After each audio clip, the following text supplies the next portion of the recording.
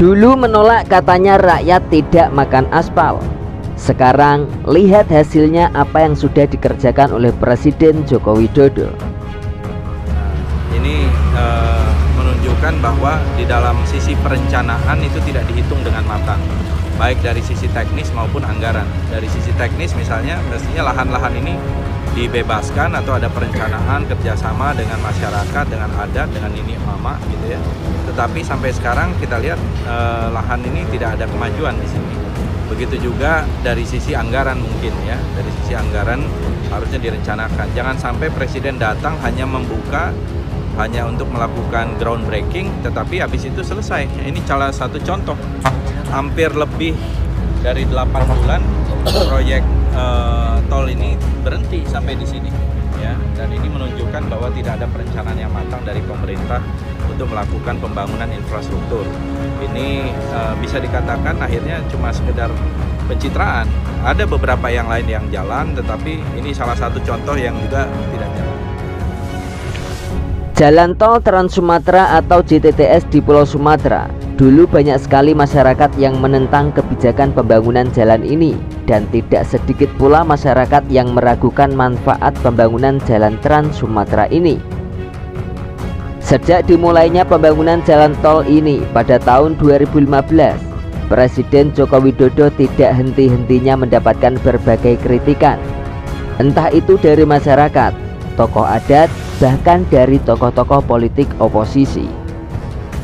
Menurutnya Pulau Sumatera tidak layak dibuatkan jalan tol karena volume lalu lintasnya tidak sepadat di Pulau Jawa. Lantas, bagaimana kelanjutan video selengkapnya?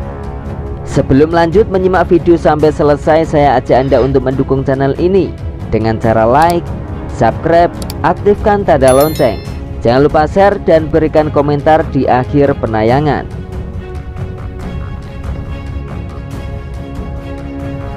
Di awal pembangunan jalan tol Trans Sumatera, Presiden Joko Widodo sempat dituduh jika groundbreaking pembangunan jalan tol Sumatera yang dilakukan pertama kali di Provinsi Lampung adalah hanya seremoni belaka untuk pencitraan.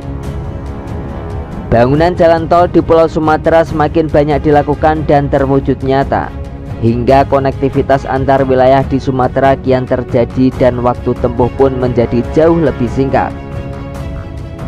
Bahkan dalam rentang waktu 2 pekan dari 18 Desember 2023 hingga 3 Januari 2024, tercatat lebih dari 1.500 kendaraan melintasi JTTS. Angka tersebut mengalami peningkatan hingga 38% jika dibandingkan volume lalu lintas pada tahun 2022 sampai tahun 2023.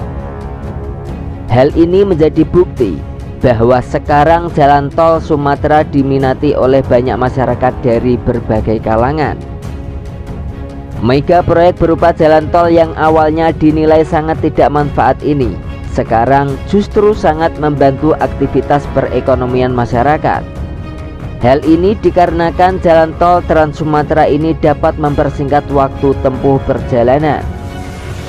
Saat ini JTTS menjadi tulang punggung distribusi barang dan jasa, sehingga hasil pertanian dan perkebunan dengan mudah dikirim ke wilayah lain. Sejak awal dibangunnya JTTS ini, tujuannya bukan untuk memecah kepadatan kendaraan seperti yang terjadi di Pulau Jawa. Pembangunan JTTS ini bertujuan untuk mempersingkat waktu tempuh antar wilayah. Mengingat Pulau Sumatera memiliki luas yang hampir 2 kali lipat dari Pulau Jawa, yang jelas membutuhkan pelayanan transportasi yang cepat. Hal inilah yang dulu tidak mampu dilihat oleh mereka yang menolak pembangunan jalan tol Trans Sumatera. Dan ketika pembangunan jalan tol tersebut rampung, tuntas dan diresmikan, barulah mereka sadar akan manfaat kehadiran jalan tol Trans Sumatera di Pulau Sumatera ini.